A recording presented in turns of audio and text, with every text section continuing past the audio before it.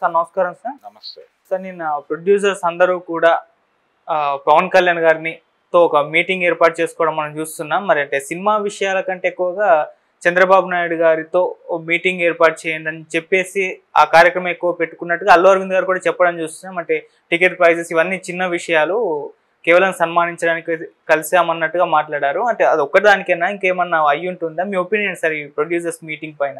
అంటే ఆంధ్రప్రదేశ్లో సినిమా పరిశ్రమ అభివృద్ధి అనేది 2014 నుంచి నలుగుతున్నటువంటి చర్చే. అవును. గతంలో అంటే రాష్ట్ర విభజన జరిగినప్పుడు తొలి రోజుల్లో ఈ ప్రమోషనల్ ఈవెంట్స్ తెలంగాణలోను ఆంధ్రాలోను కూడా నిర్వహించాలి అనుకుని వాంటెడ్గా చేసేవాళ్ళు. ఇక్కడ ప్రీ రిలీజ్ ఈవెంట్ చేస్తే అక్కడ ఆడియో ఫంక్షన్ చేయటము ఇలాంటివి జరిగేవి. ముఖ్యంగా తెలుగుదేశం పార్టీతో కొంచెం ఎక్కువ అసోసియేషన్ ఉన్నటువంటి నిర్మాతలు, దర్శకులు, నటులు అక్కడ కూడా ఈవెంట్ చేయటానికి ఉత్సాహం చూపించేవారు. ఈ క్రమం ఒకటి బ్రేక్ అయింది. ఇప్పుడు ఈవెంట్స్ అనేది కూడా తగ్గింది. మనం కల్కికి చూస్తే వాళ్ళు వేరే పద్ధతిలో ప్రచారాన్ని వ్యూహాత్మకంగా చేశారు. పాత విజయబాపినేడు గారి స్టైల్ని ఫాలో అవుతూ ఆయన కూడా ఆ సినిమా గురించి ఎక్కడా ఏమీ మాట్లాడటం లేదేమిటి అనేదే ఒక చర్చగా మార్చి సినిమాని ప్రమోట్ చేయటం అనేది ఒక వ్యూహంగా చేసేవాడు. గ్యాంగ్ లీడరు ఈ సినిమాలన్నిటికీ అదే ప్రమోషనల్ యాక్టివిటీ. సినిమా సక్సెస్ని చాలా గ్రాండ్గా జరిపేవాడు, కానీ ప్రచారాన్ని విభిన్నంగా వెళ్ళేవాడు. ఆయన ప్రచార వ్యూహకర్త అనే ఒక టైటిల్ ఉండేది. ఆయన నెగిటివ్ పబ్లిసిటీ కూడా చేసేవాడు సినిమాలకు. కొన్నిసార్లు ఆయన వ్యూహాలు వికటించిన సందర్భాలు కూడా ఉన్నాయి. అయినప్పటికీ ప్రతి సినిమాని వెరైటీగా ప్రమోట్ చేయటం అనేది బాపినేడు స్టైల్. దాదాపుగా వీళ్ళు కూడా అలాంటి వ్యూహాలు అనుసరించారు, అశ్విని దత్ గారు కూడా. అది మనం చూసాం. ఈ ప్రాసెస్లో వాళ్ళు ఈవెంట్స్ని పెద్దగా నిర్వహించలేదు. బాంబేలో ఒక ఈవెంట్, ఇక్కడ ఒక ఈవెంట్ చేశారు తప్ప బీభత్సమైనటువంటి ఈవెంట్స్ ఇప్పుడు తిరుపతిలో ఆదిపురుషుడు చేసినట్టుగా అలాంటి కార్యక్రమాలు ఏమి వీళ్ళు భుజానికి ఎత్తుకోవాలి. ఇది ఒక వెర్షన్ అయితే, ఇండస్ట్రీ మొదటి నుంచి కూడా ఏపీలో నుంచి డబ్బులు తీసుకొచ్చి తెలంగాణలో ఖర్చు పెడుతున్నారు అనేటువంటి వాదన టీడీపీ టైంలో లేదు, కానీ జగన్మోహన్ రెడ్డి టైంలో బలంగా వినిపించింది. ఉచితంగా షూట్ చేసుకోమని కూడా ఆఫర్ చంద్రబాబు ఇచ్చాడు, జగన్మోహన్ రెడ్డి దాన్ని కొనసాగించాడు. షూటింగ్ లొకేషన్స్ కోసం మీరు విడిగా డబ్బులేం కట్టక్కర్లేదు, ఉచితంగా మీరు ఎక్కడైనా షూట్ చేసుకోండి, కాకపోతే యాక్టివిటీ జరుగుతోంది అనే విషయాన్ని లోకల్ అథారిటీస్కి తెలియజేసి చేసుకోండి విత్ పర్మిషన్ అన్నాడు. అంతవరకే. అంటే భద్రతాపరమైనటువంటి వ్యవహారాలు, ఇతరత్ర వ్యవహారాలు చూసుకోవటం కోసం పర్మిషన్ తీసుకోండి తప్ప దీనిలో పేమెంట్ ఏమి ఇన్వాల్వ్ అయ్యి లేదు అనే విషయాన్ని స్పష్టం చేశాడు ఆయన. సరే, అది మొదటి నుంచి ఉంది ఆ కల్చరు. షూట్ చేస్తే డబ్బులు తీసుకోవటం మానేసి అసలు ఎదురు కట్నం ఇచ్చిన రోజులు కూడా ఉన్నాయి, సబ్సిడీలు ఇచ్చిన రోజులు ఉన్నాయి. చేసేవాళ్ళు మన వాళ్ళు అందరూ అక్కడే షూట్లు చేసేవాళ్ళు. అయితే ఇప్పుడు పరిస్థితి ఏంటంటే, ఇప్పుడు డిమాండ్ ఏంటంటే ఒక ప్రతిపాదన, ఏపీలో కూడా సినిమా పరిశ్రమ అభివృద్ధి చెందాలి, అక్కడ కూడా స్టూడియోలు రావాలి, అక్కడ కూడా యాక్టివిటీ రావాలి, అక్కడ కూడా సినిమా నిర్మాణం ఊపందుకోవాలి, దానికోసం ఏం చేయాలి అనేది ఒక ప్రోగ్రామ్.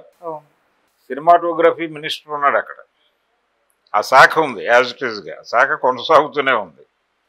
ఇండస్ట్రీ లేని చోట సినిమాటోగ్రఫీ మినిస్ట్రీ ఏమిటి అని చెప్పి చాలామంది జోకులు వేశారు.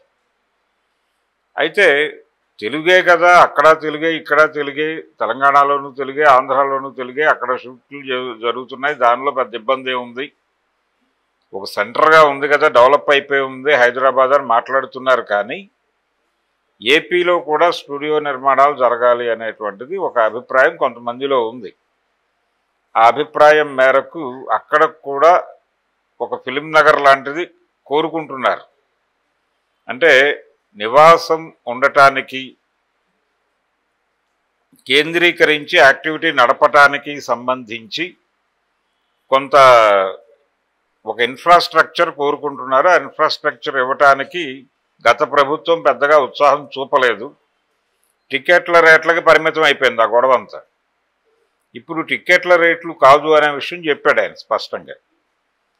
చెప్పారు అంటే ఇతర కార్యక్రమాలు ఉన్నాయి, థియేటర్లు కావచ్చు, అలాగే సింగిల్ స్క్రీన్స్, వాటి నిర్వహణ ఇబ్బందికరంగా మారుతున్నటువంటి పరిస్థితులు, వాటిని ఎట్లా స్ట్రెంగ్థెన్ చేయాలి, ఎలా నిలబెట్టాలి, ట్యాక్సేషన్కి సంబంధించిన సమస్యలు, ఇవన్నీ మాట్లాడతారు.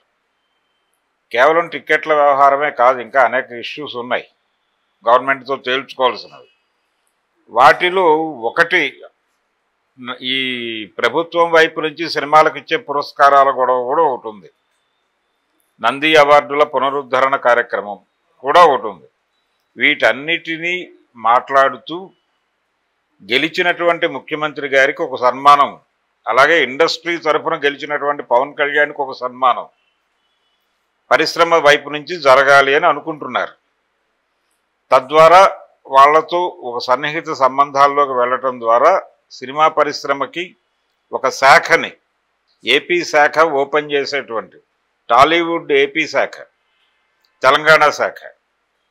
తెలంగాణలో ఆల్రెడీ ఎస్టాబ్లిష్ అయి ఉన్నటువంటి వ్యవహారాలు, గతంలో మెడ్రాస్ నుంచి ఇక్కడికి వచ్చినప్పుడు కూడా చాలా ఇబ్బందులు ఎదుర్కొన్నారు.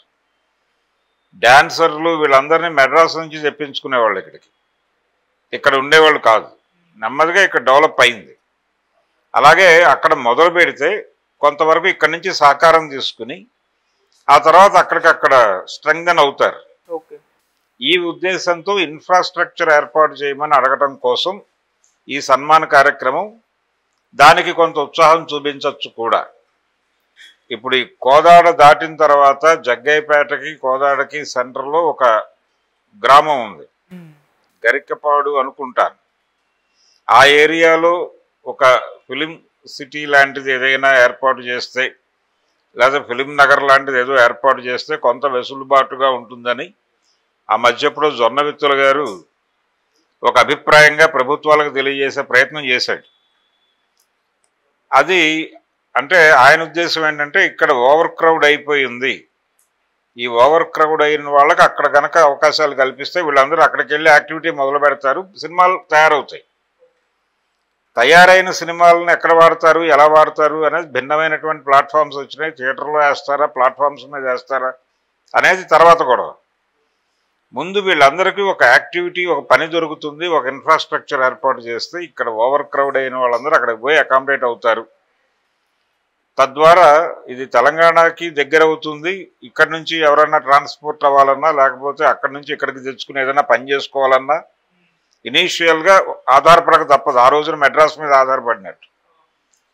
దానికి ఈ బార్డర్ ఏరియా అయితే బెటర్గా ఉంటుంది అనేది ఆయన ప్రతిపాదన. అది బాగానే ఉంది.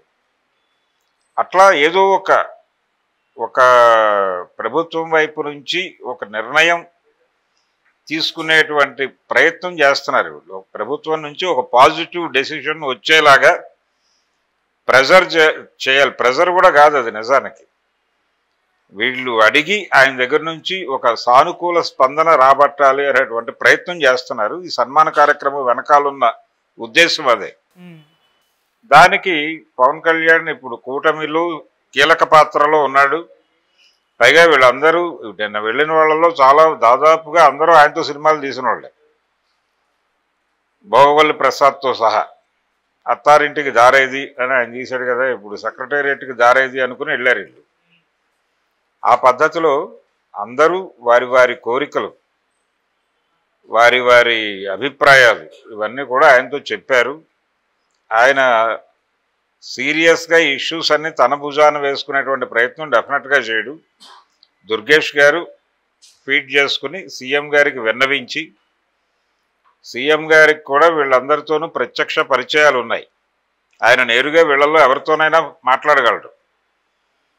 ఆ సన్మాన కార్యక్రమానికి అంటే దీనికి సంబంధించి ఒక నిర్ణయం తీసేసుకుంటారు. ఆ సన్మాన కార్యక్రమంలో ప్రకటన ఉంటుంది. ఆ ప్రకటన డెఫినెట్గా ఇండస్ట్రీకి అనుకూలంగానే ఉంటుంది. ఇండస్ట్రీ ఇన్ టోటల్ మన జరిగినటువంటి ఎన్నికల్లో తెలుగుదేశం పార్టీ గెలవాలని కోరుకుంది. కూటమి గెలిచిన తర్వాత ఇమ్మీడియట్గా ఇక్కడ కేకులు కోసుకోవడం, సంబరాలు చేసుకోవడం చూసాం మనం. టపాసులు కూడా పేలాయి బలంగానే. ఒక రకమైనటువంటి చిరాకు వీళ్ళు ఫేస్ చేశారు ఏది జగన్మోహన్ రెడ్డి పరిపాలనలో. తమని కంట్రోల్లోకి తీసుకోవడానికి సీఎం రకరకాల వ్యూహాలు వేస్తున్నాడు అన్న ఉద్దేశంతో చిరంజీవి లాంటి హీరో కూడా మాట్లాడటం జరిగింది. ఆయన వాల్తేరు వీరయ్య 200వ రోజు ఫంక్షన్లో మాట్లాడిన మాటలు ప్రభుత్వాన్ని సూటిగా, పర్టికులర్గా జగన్మోహన్ రెడ్డి ప్రభుత్వాన్ని, అంబటి రాంబాబుని టార్గెట్ చేస్తూ మాట్లాడాడు ఆయన. అంటే ఒక రకమైన చిరాకు ఉంది అతనిలో కూడా అనేది అర్థమైంది. ఈ చిరాకు నుంచి బయటపడిపోయినటువంటి సందర్భంగా వాళ్ళు దీన్ని అకేషన్ని మార్క్ చేస్తూ చంద్రబాబు గారికి ఒక సన్మానం, పవన్ కళ్యాణ్కి ఒక సన్మానం చేసి వాళ్ళిద్దరి ద్వారా ఒక పాజిటివ్ స్టేట్మెంట్ రప్పించి ఇండస్ట్రీని అక్కడికి ఎక్స్పాండ్ చేయాలి అనేది ప్రోగ్రాం. ఈ ఎక్స్పాన్షనల్ ప్రోగ్రామ్ని తెలంగాణ సినిమా వాదులు ఉన్నారు, తెలంగాణ సినిమా వాదులు, అలాగే తెలంగాణ సినిమాని కోరుకుంటున్న వాళ్ళు, ఇక్కడ ఉన్నటువంటి తెలంగాణ అస్తిత్వవాద రాజకీయాలని బలంగా ఈ రోజుకి నమ్ముతున్న వాళ్ళు ఎలా రిసీవ్ చేసుకుంటారనేది చూడాలి. చేసుకుని వాళ్ళు ఆల్టర్నేటివ్ ఆలోచన దిశగా ఏమైనా పెడతారా, దానికి సంబంధించిన ప్రెజర్ ఏమైనా ఉంటుందా అనేది చూడాలి. ఇక్కడ ఉన్నటువంటి ప్రభుత్వం ఎలా స్పందిస్తుంది దానికి, అంటే ఇండస్ట్రీ అక్కడ ఒక శాఖ ఓపెన్ చేయటాన్ని తెలంగాణ ప్రభుత్వం ఎలా చూస్తుంది అనేది కూడా కీలక అంశమే. డెఫినెట్గా రేవంత్ రెడ్డి గారు పాజిటివ్గానే ఉంటాడు కానివ్వండి అని, ఎందుకంటే ఇవి విడివిడిగా కనిపిస్తున్నటువంటి ఒకే అభిప్రాయంతో నడుస్తున్నటువంటి పార్టీలుగా అనిపిస్తుంది. కూటమి ప్రభుత్వము అలాగే తెలంగాణలో ఉన్నటువంటి కాంగ్రెస్ ప్రభుత్వము అది థియరిటికల్గా కేంద్ర స్థాయిలో పార్టీలు అయినప్పటికీ, శత్రువులే అయినప్పటికీ ఒక సయోధ్య తెలుగు రాష్ట్రాల్లో అప్రకటితంగా నడుస్తోంది. అందుకని ఇటు నుంచి కూడా రియాక్షనే ఉండదు.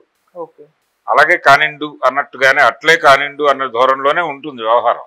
సో ఒక పాజిటివ్ టోన్ బలంగా, అంటే బలమైనటువంటి ఒక హామీ ఏదో పొందారు వీళ్ళు పవన్ కళ్యాణ్ నుంచి, చాలా కాన్ఫిడెన్స్ ఇచ్చాడు వీళ్ళకి. ఆ కాన్ఫిడెన్స్ వీళ్ళు మీడియా ముందుకు వచ్చి మాట్లాడినప్పుడు అందరిలోనూ కనిపించింది. సో ఈ సన్మానానికి డేట్ ఫిక్స్ అయ్యి ఆ సన్మాన కార్యక్రమం రోజున వచ్చే ప్రకటన ఏమిటనేది అప్పుడు చూద్దాం. Okay sir, thank you so much. Thank you.